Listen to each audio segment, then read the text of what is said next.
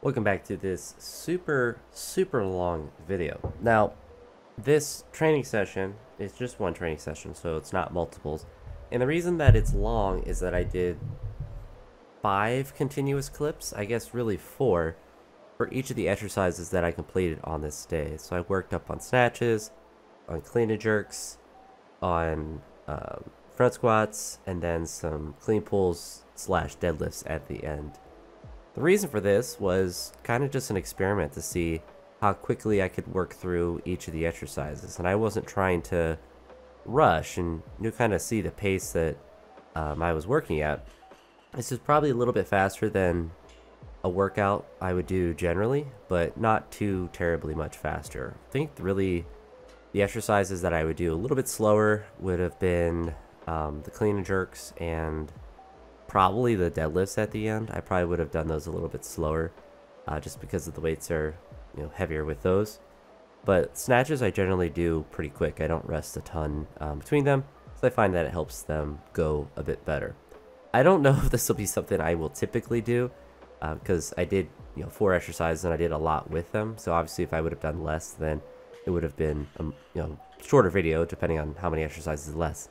The only thing that I think I made the mistake of, because I wanted to do it for each exercise just to see how long it took me to do snatches and clean and jerks and whatnot, was once I got up to 145 in clean and jerk on my first attempt where I missed it, I accidentally went and stopped the camera because I was just in that, I've done it thousands of times where I do a lift and go and stop the camera, and just went into my routine with that. So immediately started it back up after that, and then went and attempted the 145 again and kind of did it. It was kind of ugly, but pretty productive with that. But for these snatches, I was able to go up to 115 without any misses, so I was really happy about that.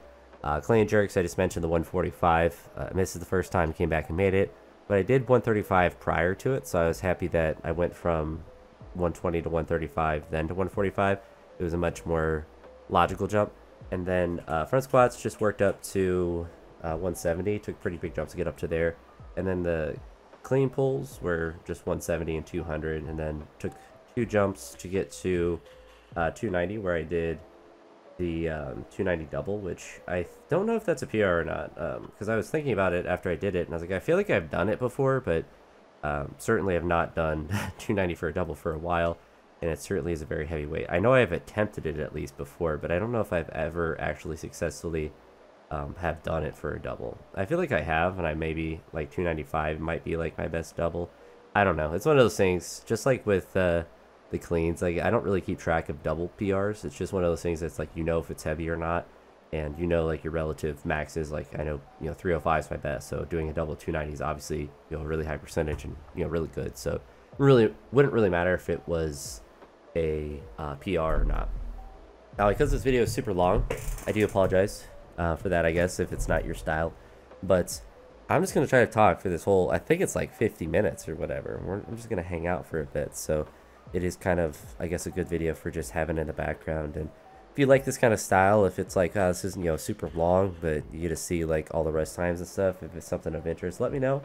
Because it's a slightly... it's easier and more difficult in different ways. So obviously I'm not putting the weights on the screen. This just make editing a little bit easier. And obviously it's going to be super long, so it's going to be more difficult to render. But the editing is, of course, a lot quicker in that regard. So it's just more of a time thing. Like, I'm just going to be, sitting here for a while to do it. But it's something I don't necessarily mind doing. Probably not for every workout, because that'd be a bit tiresome to do all the time. But for a session like this where I go, heavier with that and whatnot. But you see I have my phone here. Oh yeah, I actually got a phone call. That's why I was wondering why I was holding my phone. Justin was actually going to come to the gym. Yeah, he called me there, so I was talking on the phone with him between that. So shows that despite getting distracted sometimes, I can still lift. And thankfully, it wasn't with the top set. It was just 70 and 80 kilograms. I think there was just a quick like 30-second phone call, but anytime you see me kind of go off to the side, I'm doing one of a couple things. Getting water. For snatches, I didn't write anything down. I wrote everything down after. Those are the only cuts you'll see in the video between exercises, and for the 145 after I stopped the camera for that second and started to back up. So I didn't want to keep it running, obviously, between the exercises, and that would be a 2.5 hour video or whatever. But really don't know how much longer it would have been because I didn't take a ton of time in between.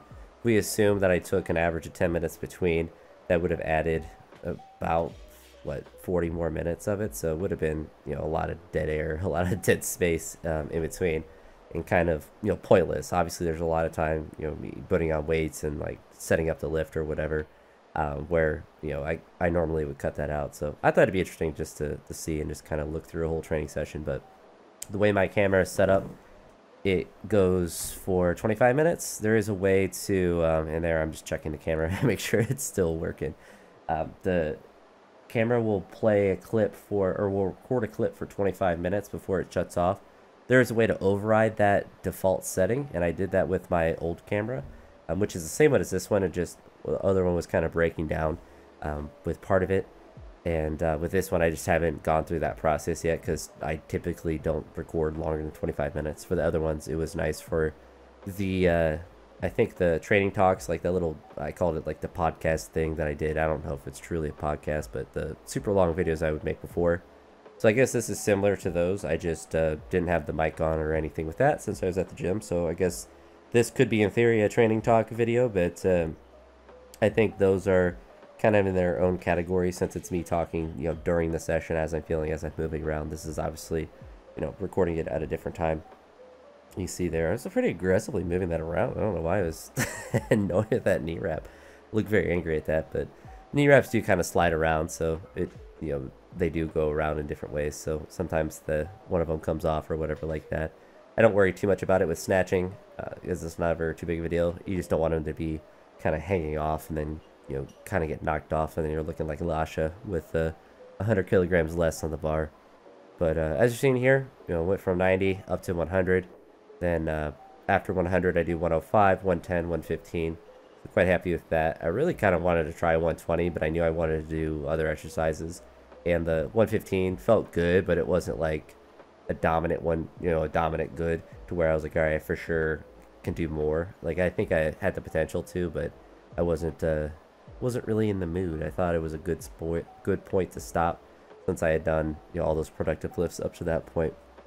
And really the only miss I had today was that first clean and jerk, which you kind of see it was just with a stinky jerk. And jerks are slowly coming back, but they're just not where I want them to be. Of course, I want to be, you know, clean and jerking 150 plus on a regular basis, and I'm doing that with cleans, you know, with the clean double and at 150, and then recently at the 155, and like cleans are doing great, but it's just trying to get back the jerks and the push presses and all of that, and it'll slowly get there because snatches are getting back there and they're moving well. And like the 115 today, it's like if I could do a snatch session like today, you know, 2 or 3 times a week, then I'm definitely gonna be moving in the right direction and just have to keep building that up. But jerks are moving a little bit slower than I would have liked as far as, you know, getting up to the top end weights, but it's just gonna take some time and just continuing to build the strength and just build the consistency.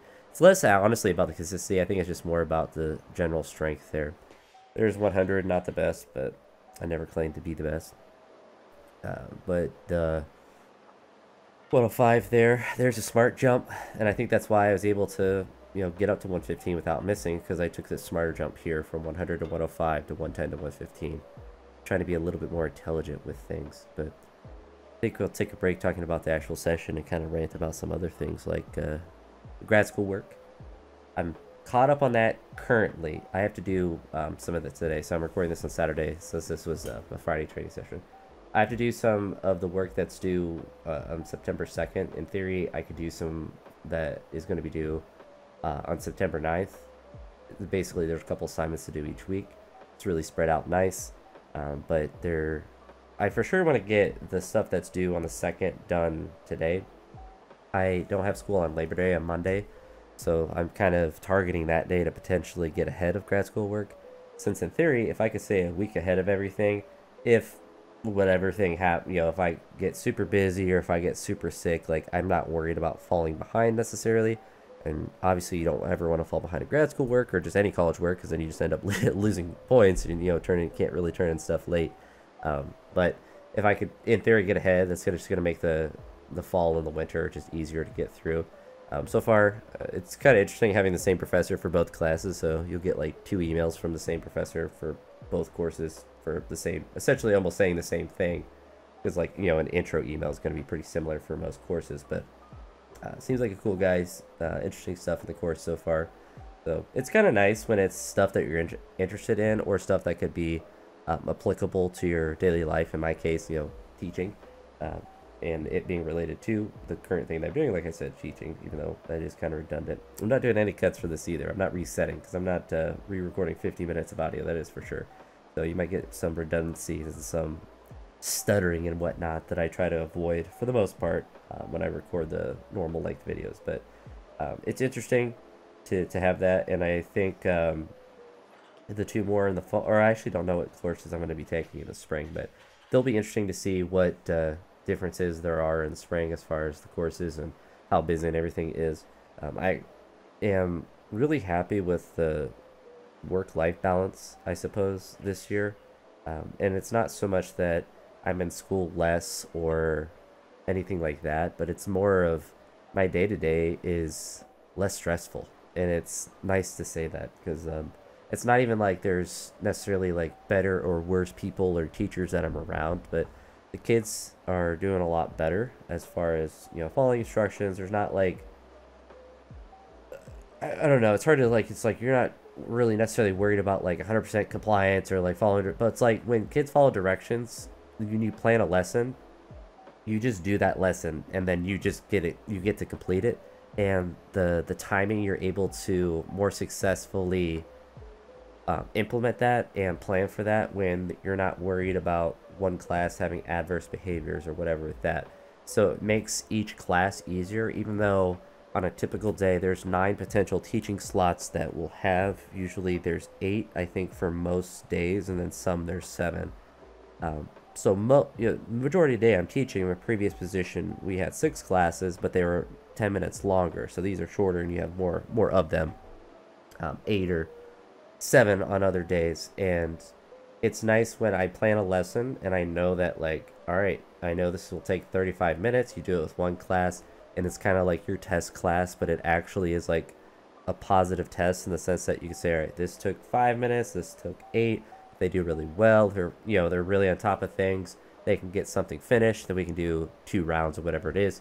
So for example, the lesson that I was doing in the second half of this week, the first 2 days of the week was double classes, or were double classes, and so that was the lesson that I planned previously from the previous week. But Wednesday, Thursday, Friday was the next 4 days. So the first ABC day of my school, I have 1 class in the gym, and then on EFGH, most of the slots I'll have double classes, and I'll be with my co-teacher, and some of them are still single slots, most of them are doubles. For the ones that are single slots, we're going to have a thing called attendance army to do outside of the classroom. We're just going in, like, checking on kids and just doing other stuff besides being in the classroom. So in those cases, me or her, my co-teacher, would be in a different spot during one of those classes, but it wouldn't be that big a deal, because if there's an empty slot on those days, or any of the days, there's just not a class happening in there.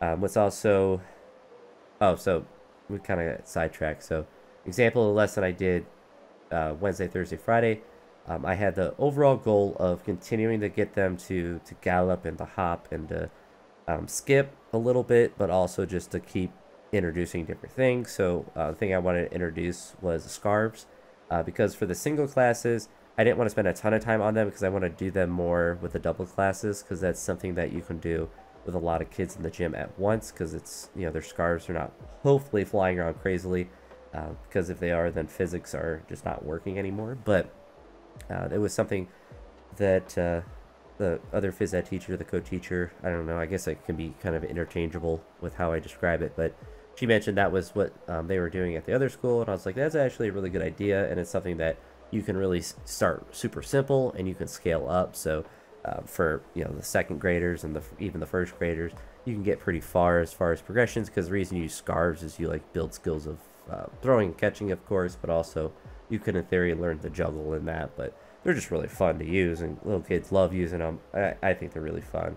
But the progression, or at least the thought was to do a little bit of it on these ABCD days and then do more of it on the days where we have double classes and extend it further. I haven't looked and exactly planned the EFGH lesson.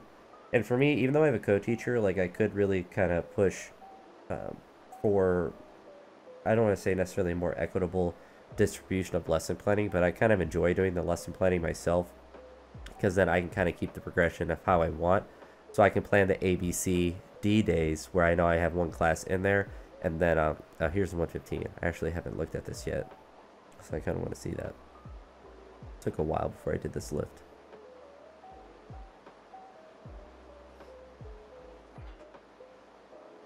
A little bit wobbly on the left side, so definitely a good decision for me to stop there, but definitely happy with that, with just, you know, having a productive day with snatching. But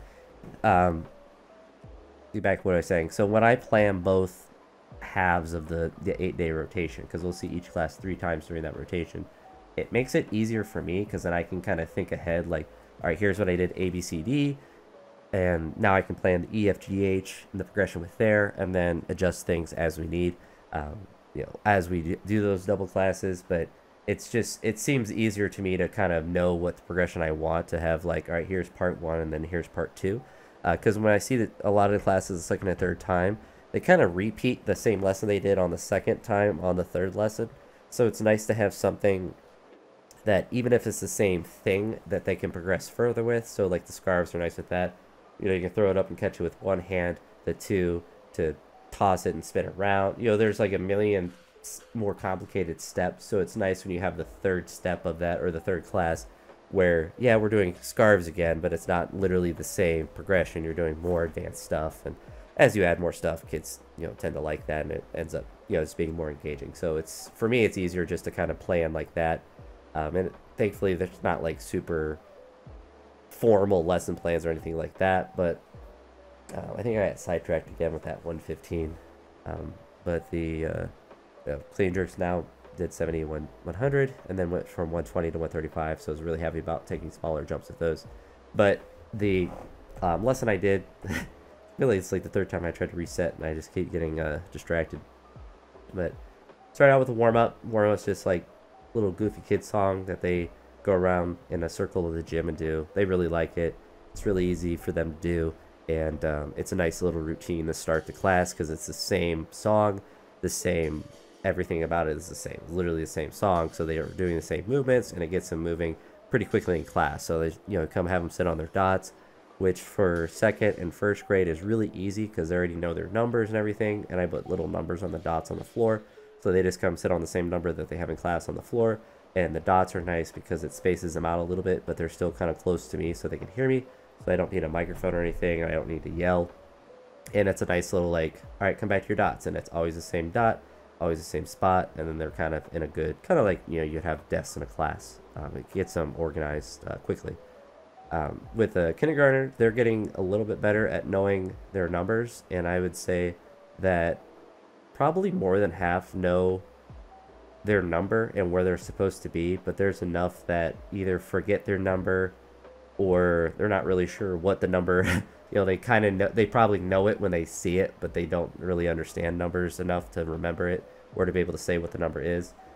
So there's enough where that becomes like something where I could spend, you know, 10 minutes in a class getting them all onto a dot. But if a kid says, like, I don't know what my number is, like, I'm not gonna, you know, waste all this time trying to figure it out with it, because it's, at the end of the day, you know, you want them to be on their dot or to be on like the same number because it's, you know, it's organized. But it's also like not the end of the world if a kid's number is really 7 and he's over at 18 or whatever. And thankfully, the kindergarten class I had at the end of the day Friday, like, they all knew their number really quickly. So I think it's something that, as honestly, probably like less than a month, they'll probably be pretty on top of it because the dots aren't moving anywhere. And I thought it was a pretty good idea to have red dots and black dots. And so one class, if I have double classes, they go to the red dots, the other one goes to the black, and all of the numbers on the floor or on the dots are written in the same way. So, you know, number 2 is the same on both sides.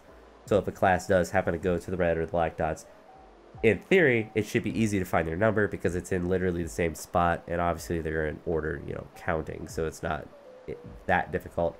The goal is to make it as easy as possible, and honestly, kids have been doing a good job with that, as well as transitioning at the end. But they come in, they send on their number dot, and red or black, whichever one it happens to be on that day, and say, you know, here are the things we're going to do today. Let's do our warm-up. Usually, in most classes, particularly like second grade, they don't really ask anything at the beginning, but as you get longer in the day, it seems like there's more and more.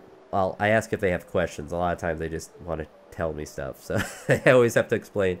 Statements or when you're giving me information, questions or when you're trying to get information from me. And you know, they're still learning that kind of thing. If they hear a question, they hear, all right, I get to tell the teacher something, whether there's a question or not. And sometimes they do have questions, but sometimes it's funny when they're like, what are we doing today? I'm like, well, I will tell you. I asked if you had any questions about anything before we start. That is a pretty valid question. Let's move on to that. But for the ABCD, so they came on the floor. I'm telling, here's the 4 things I want to do today. I wrote the first 3 things in green because I just have a dry erase board. I don't have a Promethean board like I had at my old school. I said I wrote these things in green because it's what we're going to get done today. And then the blue thing, which is like the intro to the scarves, is like we're going to do this at the end. You're not going to do it for very long. Kind of like mentally prepare them that like it's going to go quick when you get to it, because you're not going to spend a ton of time doing it, because we're going to do it more in the, you know, the second and third classes that you see with that. And then we do our warm-up, and usually by the end of that, they usually go too hard on the warm-up. They'll eventually learn to pace themselves a little bit, but when they're going around, there's like a black line they go around in the gym, and they can't pass each other, so it makes them have to practice self-control a little bit, and also just body awareness so they're not crashing into each other, which honestly they've done a pretty good job at for the most part. There's just been, you know, a couple instances kids just, especially after one of them's running, where they just run into the person next to them or trip themselves and fall over. So it's something that's like they'll get better at, and they're honestly pretty good at. Like, I don't feel like they're ever being really unsafe with it. But then they come back, and so for this lesson, they started with a thing called color move. And with color move, they have to go to, I call out whatever color, and they basically have to move to that color in the gym, and they're just pointing at whatever color that I call out. So if I call out red, they're finding anything that's red in the gym and pointing at it. Blue, whatever color I call out, and they have to gallop to it for the first, for eventually figured out just doing 3 of each. So they galloped for the first 3 colors I called, and then skipped for the second 3 colors that I saw. I think that's another interesting thing too, is we don't have grades that we give for specials at this school. There's just the state assessment that we'll eventually have to give, but they don't get grades, which hasn't affected like their effort or anything, because thankfully with kindergarten, first and second graders, they just like gym, so it's not a motivational thing, or a motivational issue that I have to necessarily worry about. But we did that, and then the second thing that we did, we called it, or I called it, build the dragon. And I guess you could think build the snake or whatever, but basically all the kids, they start battling rock, paper, scissors, and I explained to them that they're all baby dragons, and they're all trying to eat to become a bigger dragon, and they have to battle rock, paper, scissors. If the person loses, they stand behind that person and kind of make like a conga line. Then eventually the whole class is a one giant line, one giant quote-unquote dragon, and you know, the dragon's name is whoever's in the front of it. And I was like gonna do it once, and then for a lot of classes I was doing it twice. One class I even did it 3 times because they were being really efficient with it, because a lot of classes, you know, you get 3 kids in a line and they just want to run around in the gym. Not the end of the world, they're moving around and stuff, but it, you know, makes them have to do some teamwork, to more body control, which is a big thing with K-2 when they are, you know, having their hands on each other's shoulders and moving around. And especially when we have the big line, then I become the quote-unquote dragon tamer with the big line and just kind of zigzag them around. It was hilarious. They loved to do that.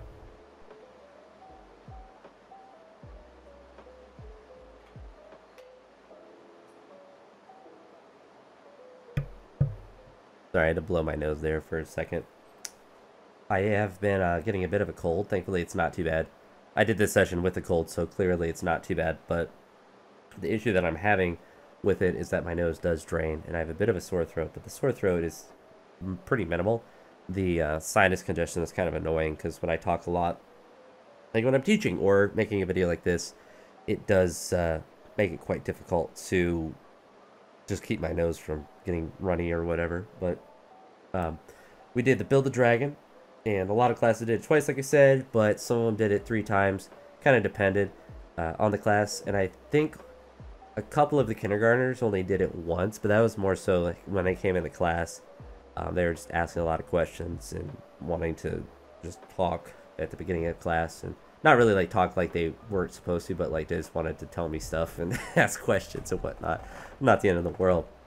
And I think I only had one class that was actually, I don't want to say like quote unquote an issue, but it was something I had to address with them, and that was, this is gonna sound kind of tricky, but like a bathroom issue. So I had a kindergarten class. It was the last class of the day, and out of a class of, I actually didn't count how many there were because there were several that were absent. We'll just say 20 just for argument's sake, but 6 of the kids asked to use the bathroom when we first got into class. And what I always say, and I've said at the beginning, is like, if you have to go and it's an emergency, then please ask, because I want you to go. But if you ask me every single class, and it's a thing where every time you come to class you got to ask, then it's not an emergency. And if 8 people asked to go, or in this case it was 6, then I know there's not 6 people having a bathroom emergency. And so I was nice about it for that class, but I was like, you guys got to go with your teacher, because it's a kindergarten, so the teachers are taking them to the bathrooms throughout the day on scheduled times. But it's not so much that I want to prevent kids from going from the bathroom, but when it turns into a different kind of conga line where they I don't know what I got a Pixel watch and it just vibrated and said I got 250 out of 250. I don't know what that means. 250 out of 250, I did it. I don't know what that is, but I got it just to kind of track my steps because I was kind of curious. I've been about 10,000 at school, or I guess throughout the day. I typically get that. I thought I would have been even more, but I guess that's, I don't know if I get more than that. But anywho, what was I saying? Oh, so bathroom time.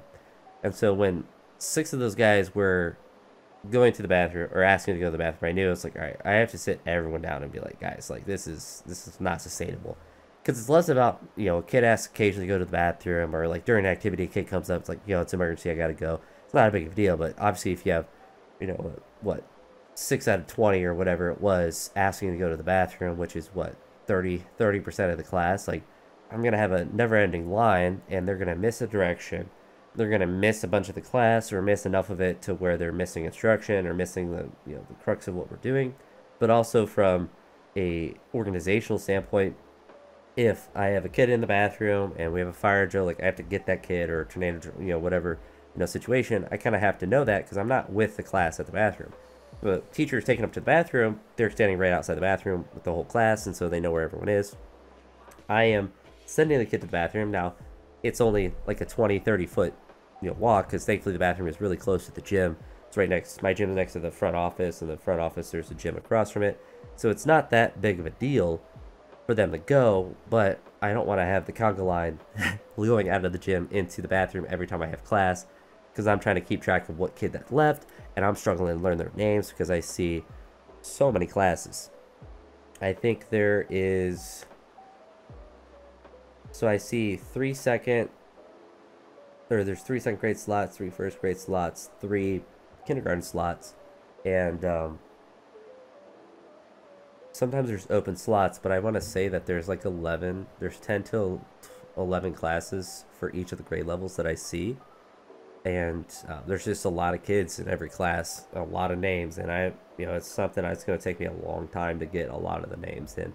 I mean, and I may never get 100%. That'd be a pretty good, memorization feat, but I have to keep track of who left, what their name is, and like all of that, and I don't always remember their names, and so it just makes our lives easier when they're in the gym for 35 minutes. It's like, just wait till you're after gym or whatever. Most common thing I get asked is about drinks, and it's always after the warm-up, and it's like, guys, like I'm not sending 10 people to get drinks after we just were running and walking, or like it goes from walking to galloping to tiptoe to run to hop, and then it resets and you do the same ones again, and it's like 10 seconds for each movement. My throat's starting to get very scratchy. I had to pause again there to let myself cough. My sinuses are starting to get destroyed.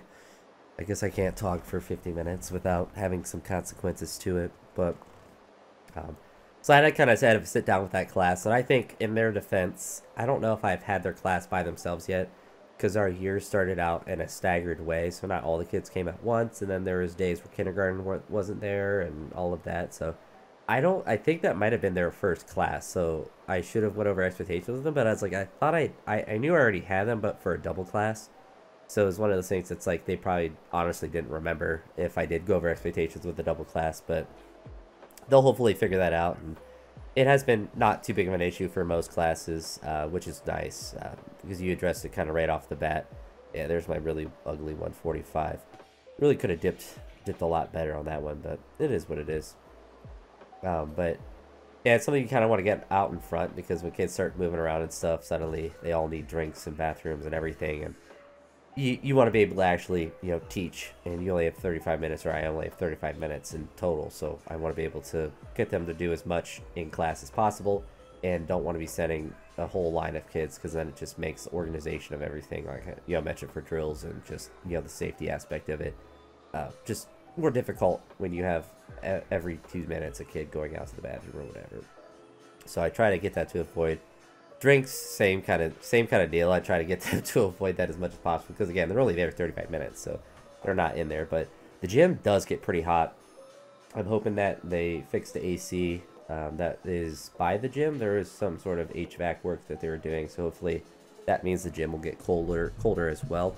Because that is something, like, I do feel some empathy for the kids, because I am kind of sweating in there too with them, particularly in the afternoons.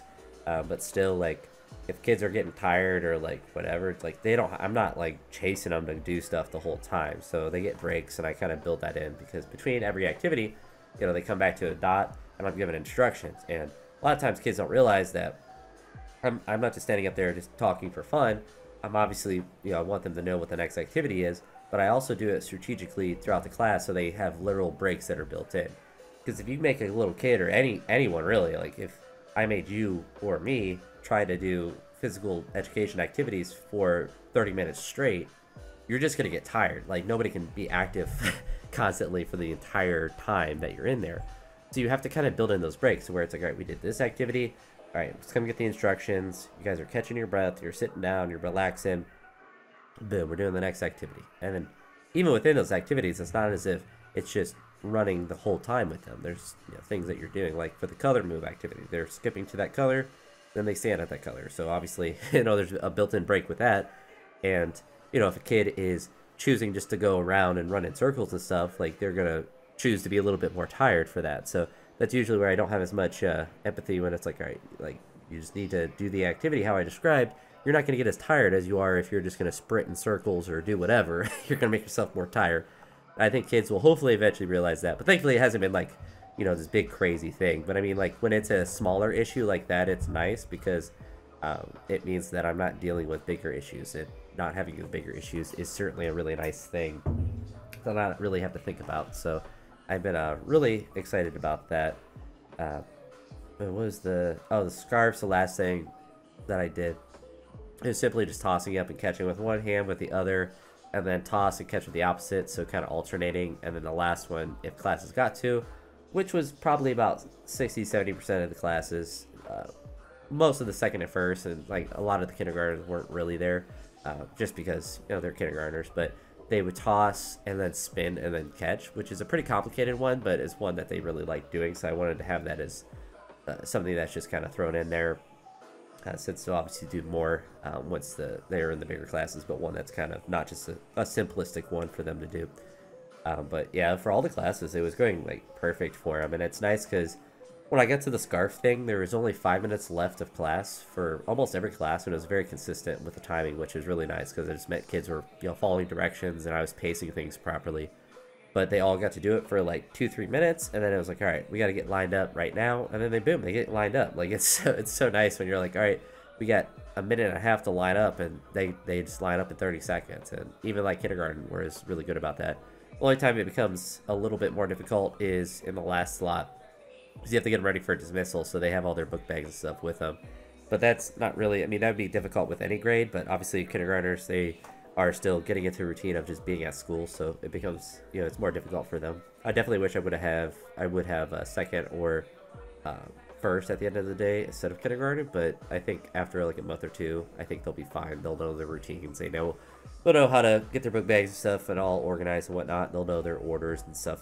Who's first, because they put them in order by what buses they're in and walkers and all of that. So they'll get better at that, and a lot of it's just because they're kindergartners, so this is their first time being at school.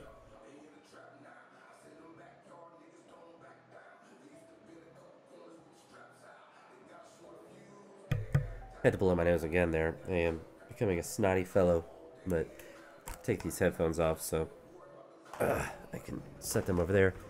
I always wear the headphones when I record these videos, and there's just literally no reason because I don't hear anything out of them. I don't even know exactly why I do it. I don't even like listen to the sound of the videos because for whatever reason in the software that I'm editing with Sony Vegas Pro, which now I can say what software I edit since I now have purchased it, but when I use it, sometimes when you are recording audio, like how I'm recording this voiceover now, the clips that you have playing, so like my lifting clips, will play at like 100% volume even if you have the volume turned down.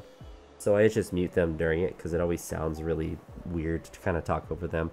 And I try to listen back on a lot of the clips or a lot of the videos for a couple seconds to make sure that the gym noises are balanced correctly, and most of the time the decibels are pretty similar for all of the videos. So as far as like the training clips, like most of them I turn down to like 38 decibels or negative 38 decibels, and then the background song that I'm always playing is like at a pretty similar, and it kind of just it depends on how loud I talk, I suppose. I think that's the only variable, is sometimes that the recording is louder and quieter than other times. But with this ABCD rotation, we have day D on Tuesday on our next day, so I'll be able to do this lesson one more time with those classes, and then we have EFGH for the rest of the week, or I guess we won't have H since it's just Tuesday, Wednesday, Thursday, Friday. Oh no, we'll have all four.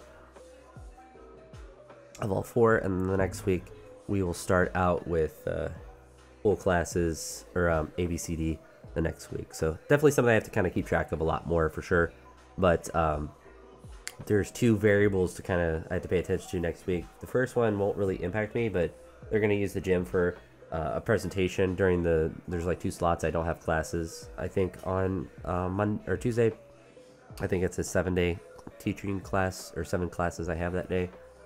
And on the slots I don't have classes, they're going to do a little assembly thing or talk or whatever in there.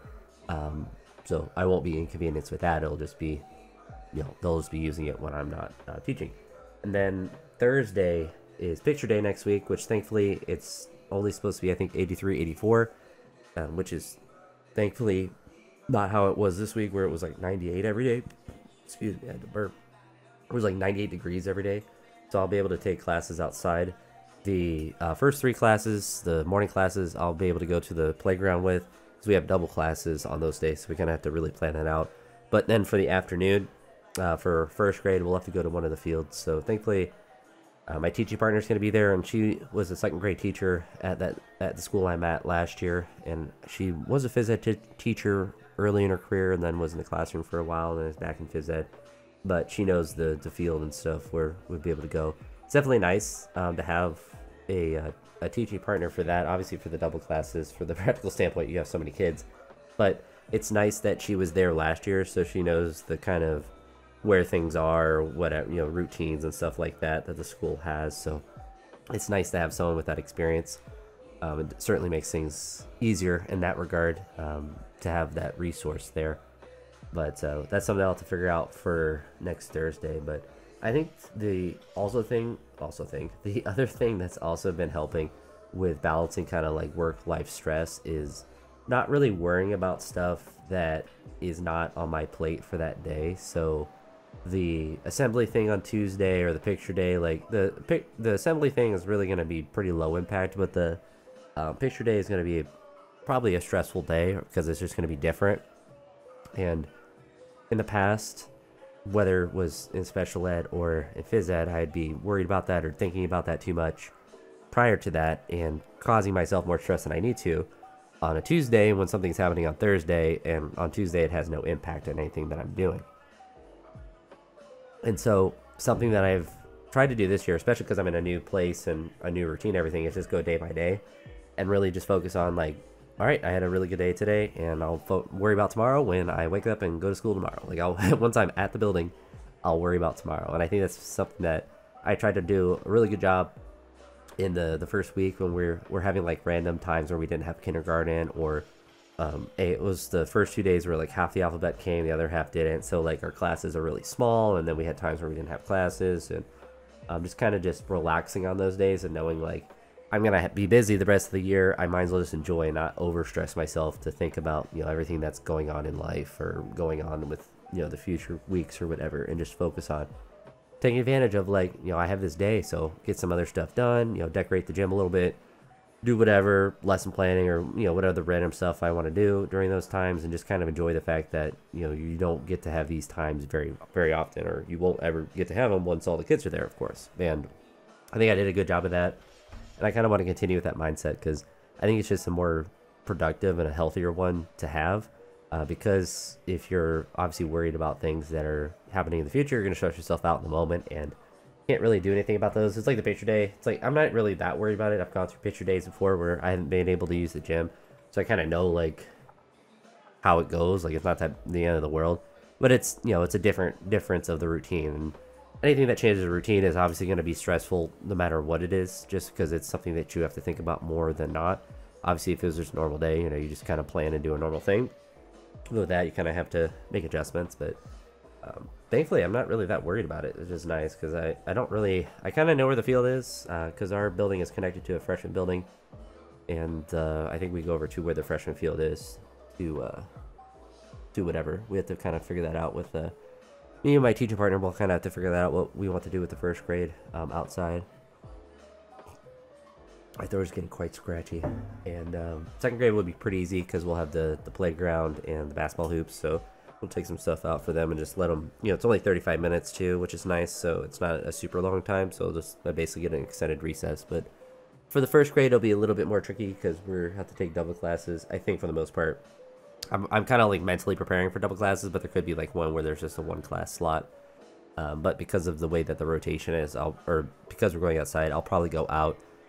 And hopefully my teacher partner goes out as well, whether it's one class or two, just to help with making sure that we have everyone, we get everyone out and get everyone back in the building, for that, since it's such a different routine. And I think even when the attendance army thing starts, if we have situations like that, I think it will be nice if we're both out there, if it is kind of a double class day, or for some of the double class days, there's one class for a slot, and then the other, one of us, me or her, isn't technically obligated to be there because we'd be doing teacher or the attendance army thing. But the way the attendance army thing is structured, I don't think we'll necessarily need to use every single one of those empty slots. So we definitely can be strategic with that and kind of plan, especially like it's a picture day thing. I don't think anyone would give us much grief if we're like, all right, we're both gonna be outside, because it's just a different thing. But our school is quite interesting. It's quite old. There's this weird steps, and it's not something you could really take kids up to. I just went to explore it during an empty block that I had, but there's like 3 levels, and there's a really small field, a medium field, and then a really large field. And I assume it connects in a different way, but I walked up there. It's just really interesting because it's just kind of like hidden, and it just makes me just want to go walk around and explore. But it reminds me of the route that I would take to go to the recreation center. When I was a kid, there was like a little park that I drove through, and then it was like a little mini woods. I always kind of thought in my brain it's like the mini woods, and there was a dirt path that went through it, and then it opened up to baseball fields that I would cut through, and then once I cut through them, it would take me to the rec center, cut through the baseball fields, and it kind of reminded me of that path, but definitely more wooded and kind of not necessarily that way, but just certainly not a safe place to, at least walking up there. Like the steps were very old and the railings were not really attached, but I was too curious to not to not go up there when I had that open slot. But I think this is 250 on the bar now, so I did 2 singles at 170 and then went up to 250, or no, I did a single at 200 and then went up to 250. just to do deadlifts now. So took off the shoes, I believe. Yeah. And I knew I was going to do this and probably just one more single. I was really hoping to do 290, so I was pleasantly surprised with how easy it went. Well, this 250 is a pretty routine one. Yeah, I have that in the short term. I haven't really thought or looked at any sort of calendar events that are past there. I think we have some sort of curriculum night thing that I have to figure out what we have to do for. But, you know, pretty easy stuff. And I don't know, our school environment, it just seems like it's generally more supportive. Like there's just more supports in place, and I don't want to say necessarily more structure, because I didn't necessarily think my previous position was like completely unstructured, but I feel like you're less on an island here. I feel like when you have a million things going on, and the kind of place I was at before, you're more on an island, you're more isolated just because there's so much going on. I still felt like I had support, like if I needed it, but it's one of those things that's like you didn't want to be constantly asking for support or asking for help, because you knew like you're not the only person in school, and there's lots of stuff that's going on in the school. You kind of wanted to be, you know, only ask for that support when you actually needed it. But now just, you know, I've seen the principal walk through the gym a whole bunch of times. The assistant principal do the same thing. It's not even like a negative thing. Like they'll look up through the gym and just, you know, walk through, and it's kind of nice. It's like they're just always there, and it's just nice to have that level of like, you know, that they're just kind of around the building. And you know, it could be, for some people, it could be kind of like stressful to see the principal and stuff walk in, but I mean, kids are doing well or doing whatever they need to be doing, and it doesn't really matter to me. And I don't know, I think in, you know, 10 years I'm gonna look back, and this can be a pretty, you know, pivotal time of positive change as far as, you know, teaching went, because I think that even if, you know, I don't want to stay at this current school, like there's enough different opportunities in this school district because it's so large, where I can move around to find something different if, you know, that is the case of that with me wanting to do. You know, when I think now, it's like it's a pretty good gig what I have here. I think the only thing that would make my life at this school easier is if it was just, you know, one class every slot that I had, and it was never a double class, because I like working with my co-teacher. She does a good job, but we have 50 plus kids in a gym. Like it's certainly, you know, stressful in that regard, and it definitely makes planning, you know, more difficult for that. But you know, I could kind of deal with it, even if that was like the long-term plan they want to have. But I don't know, it's been nice, that is for sure. Like it's nice to know that like every class that I have is pretty good. Like I don't have any classes I'm like, oh no, all right, we're gonna be struggling today with this class, or it's like whatever, you know, group that you have to deal with. And now it's just like I can get to a routine and kind of just do the same lesson over and over and over. And that could seem boring to some people, but it's nice when you can plan something and then it works every single time that you do it.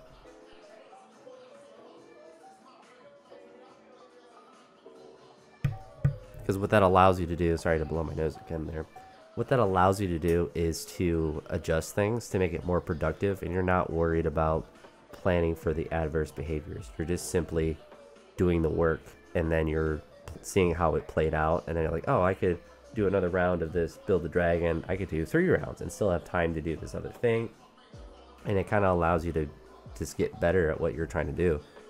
And it's nice because I think, you know, if I stay in doing the same exact thing for, you know, 5-6 years, kind of how I was getting at the previous school, that I'll start to get into the routine of this is the curriculum route, or the pathway that I want to take for the school year, where I do, you know, these things at the beginning of the year, and then build into these and build into those, and just kind of like how the progressions I'm going to go. I think that's kind of like the long-term thing that I'm not necessarily worried about, that I just kind of have to figure out as I go. Thankfully, there's, you know, lots of, you know, resources that you can find and stuff that gives you ideas of progressions and activities and stuff like that. For me, it's just trying to get it all structured, so then when I repeat the year, that I have a bunch of things planned, and then I can say, all right, instead of doing this to focus on galloping and skipping, I have these 3 other activities. And so you're not doing literally the same thing every year for every day that you did the previous year. Because for kindergartner, that doesn't matter, but because it's obviously their first time interacting with it. But for kids in first and second, they obviously would kind of remember some of the activities. And sometimes that's great, and sometimes that's what you want to do. But you kind of want to have those other activities in the back of your pocket, so you're not doing literally the same thing, because it will be good for the kids to have different experiences. It's also good for the teacher to do different things, because you don't want to go entirely insane. I think that's been one thing I got kind of bored with in the first week of classes, was going over expectations every single class for every class that I had, and just saying the same thing over and over and over and over. Because I find it really boring, but it's also important to talk about expectations, of course, and you don't want to like forget things. But it's like the repetition can get boring in that regard. And obviously it could be the same with activities, and it's kind of fun and exciting to try different things and see how whatever things work. But here is this the first or second rep? I think that was the first rep. Yeah, so then I do a double here, and didn't take a ton of time in between, so yeah, I was very happy with that. But I think we're getting to the end of this video. I actually managed to talk for 50 minutes. I just had to stop to blow my nose and cough. I think I coughed once, blow my nose like 2 or 3 times, but can't do much about a cold. But if you made it to this part of the video, you're an actual champ. And if you like the style of video, let me know. It's something I could try to do every once in a while. It wasn't too difficult to do, but it's certainly something that obviously talking for 50 minutes when you have a cold is kind of difficult to do. Because I really want to cough right now, but I'm going to try to avoid that. But anywho, I'll talk to you all in the next video. I hope you all have a great day. Peace.